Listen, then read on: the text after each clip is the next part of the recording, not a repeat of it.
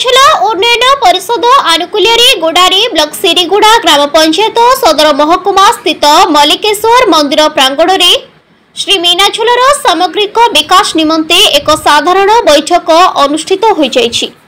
उक्त बैठक में अवसर प्राप्त शिक्षक श्री गणपति प्रसाद पाठी सभापतित्व में मुख्य वक्ता शिक्षक डॉक्टर रमेश चंद्र मिश्र, कृषि अधिकारी मृत्युंजय देव, वी नागा, प्रमोद मुगुली, हनुमंतपुर पूर्वतन सरपंच मुनि सबर, अभिमन्यु बलियार प्रमुख मंचसीन अतिथि भाव में योगदान करथिले।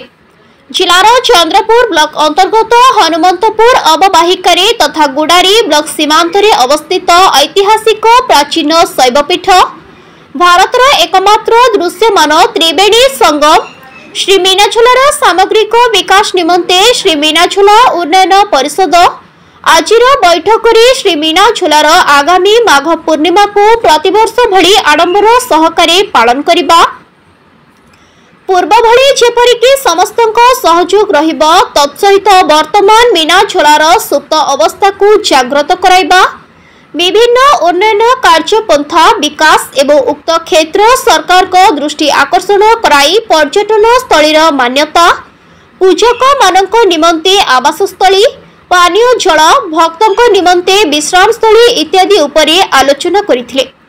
एही बैठक में श्री मीनाछला उन्नयन परिषद समस्त सदस्य, विभिन्न अंचल मुखिया और कार्यकर्ता माने उपस्थित रहिथिबा देखिबाकु मिलिथिला। जय मिनिकेतन समानम आज आमर मल्लिकेश्वर प्रांगण में सिरुड़ा ग्राम में गोटे बैठक अनुष्ठित था। जो बैठक कि आज को प्राय 5-7 वर्ष आज आमर मीनाछला क्षेत्र में माघ पूर्णिमा पालन होवर्ष केमती सुरक्षित पालन करवा और समस्त साहाय्य सहयोग कामना कर आज बैठक अनुष्ठित होता। बैठक में आमर जो माघ पूर्णिमा दिन कौन कौन कार्यक्रम अनुष्ठित किपरि भाव पालन कर विषय आम चिंता करूँ। आमर जो मीनाछलार डेवलपमेंट बोलिकी समस्त साहाय्य कामना कर आज बैठक समाप्त कर मीनाछलार परिस्थिति बर्तमान कौन हो? मीनाछलार परिस्थिति बर्तमान सुप्त भाया अनुमान होती आउ थे किमती जागृत आज बैठक चिंता कर। रायगढ़ जिला गुड़पुर उपखंड स्तरीय प्रतिनिधि प्रसाद लिमा रिपोर्ट, संघर्ष टीवी।